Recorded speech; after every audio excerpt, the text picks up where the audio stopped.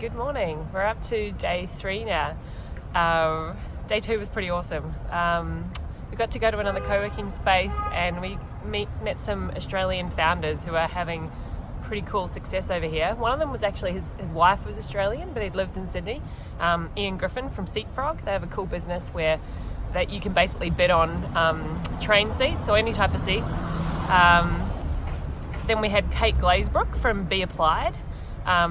It's sort of HR technology and using people insights to stop us from systematically disregarding or having bias towards certain people when we're hiring. So I think Serena will love that one. And then Ian O'Rourke, Adthena, he was just like a beast. He had just done so many different businesses. He knew things inside out. He was willing to share all of his contacts for investment, his resources that he had, anything. He was like, just ask me. One of the things that they were saying is that in the UK, obviously there's a lot of talent, but that coding boot camps are driving a much more diverse pool of tech talent over there. And that when you hire a diverse cultural mix of people, it's going to have naturally a great impact on your culture of your business. They said to look outside London when you're setting up over here, that the talent and overheads can be about 30% cheaper if you go out to Leeds or Manchester or Birmingham. And interestingly, Birmingham is actually the second tech hub in London, in the UK after London. There was a lot of talk today about the tax incentives, the SEIS and the EIS. Are quite incredible. Like, they've really empowered a whole new level of angel investors. So the tax relief you get on investing money in early stage startups is crazy. So I'll go into more of that later, but it's something really interesting to look at. So we got some really good insights from them. After that, we split up into our streams. So the female founders all went together and the startup stream went off on their own journey. We went to Everledger. So Leanne Kemp, the Chief Queensland entrepreneur, took us to her crazy building. They are in the basement of a 5-star hotel. So if all turns to shit and they got to work the night, they can go upstairs and sleep. Amazing space. Met her. She's so busy that we met her to sort of 2 IC and her 3 IC, I guess, the first hire ever. Collegero, he was awesome. He told some stories about the start of their journey. He came on as the first employee with no tech background, no diamond experience, no startup experience, and he wasn't in London. So they had some really cool stories to share. I got to show one of the developers there, the Cobots platform. So we're going to follow that up and see whether there's some opportunities for us to work together. The interesting thing they were saying at Everledger was that the trust you got to build in that early team, and that we shouldn't be just recruiting based on what somebody has done, but on their approach to their work. They also explained that working at Everledger was a bit more like running a restaurant than working in a business. Sometimes you sort of have to do everything, so it was quite cool because we sometimes feel a bit like that. Also talked about the idea that you got to give people a big job and they'll often grow into it. So lots of cool ideas. They reckon that 25% of startup hires are wrong. So for me, looking after people in the community, it was lots of cool learnings there. The other thing they were just really strong on was that you just got to get on with it and say sorry if you have to later. Next up we had a session with Deep Bridge Investment. Ian Warwick, he has someone on the ground in Noosa now, but they do a lot of early stage startup investment. We talked again about this EIS. I mean, last year the government gave $2 billion in tax relief just based on this early stage investment relief program that they have. And then they have the SEIS, which is for the really early stage where you can get up to 150,000. We talked a lot about what makes a good investment deal, and he used this phrase, they like to make sure there's no fur on it. So fur is your preferential rights. It's all the little things that you maybe agree at the start, or the random little hangers-on that can affect a deal later on when you're trying to raise money. He said don't compromise. He said if they're interested in your business, they'll invest on your terms and don't agree to those very little bits.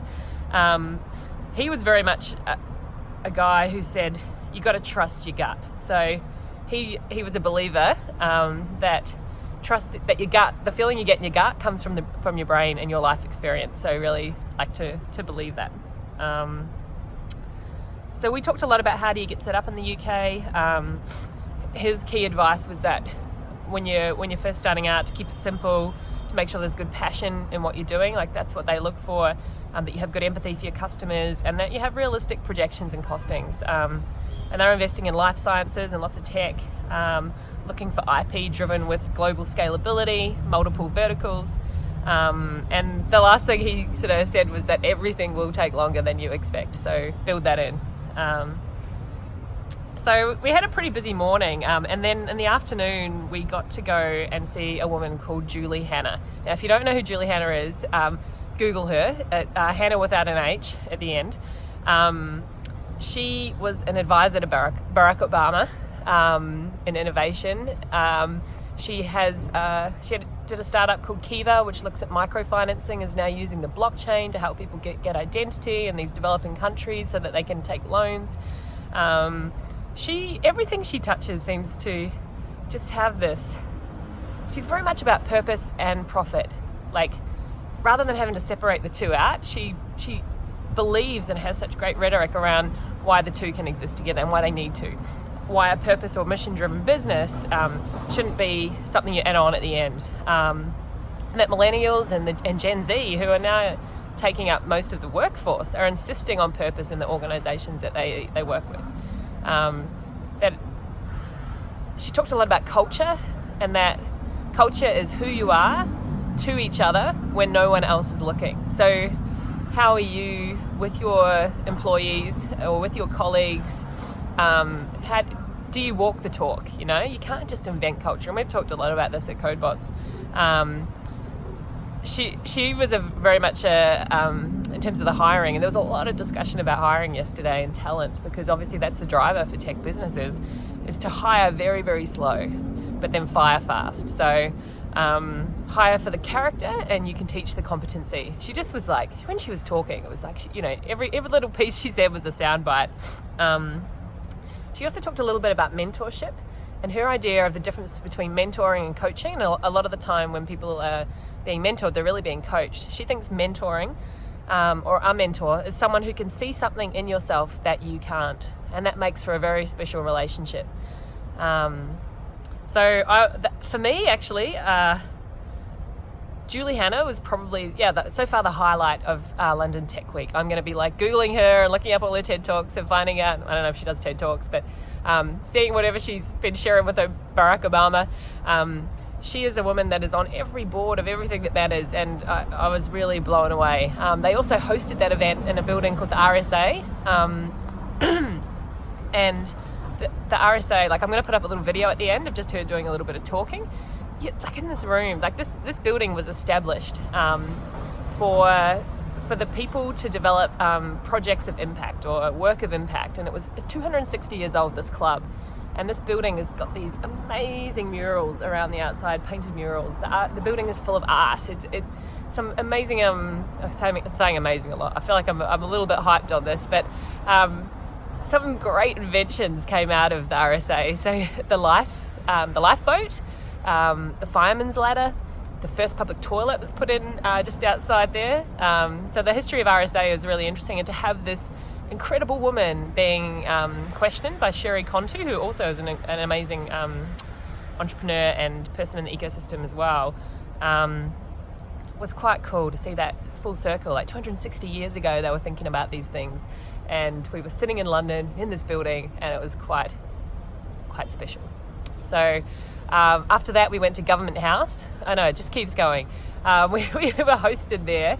I got to see Evan and Declan turned up to Governemt House, and it was a networking event with a lot of kind of government and trade officials, a lot of startups from different delegations from around Australia. And slightly embarrassing story, decided to go up and have a photo up on the stage at Governemt House. Declan Wood, he had some funny photos of this, and got up there and was just kind of posing, like having a laugh. There's like hundreds of people down below, but they're not watching me. And I start talking into the microphone, making my little speech, pretend, and the microphone was still on. So I shot off that stage. It was quite Quite embarrassing, but anyway, I've spoken at Governemt House now, Australian Governemt House. They had pavlovas and party pies going around, so they were doing their bit. So today, another full schedule, funnily enough.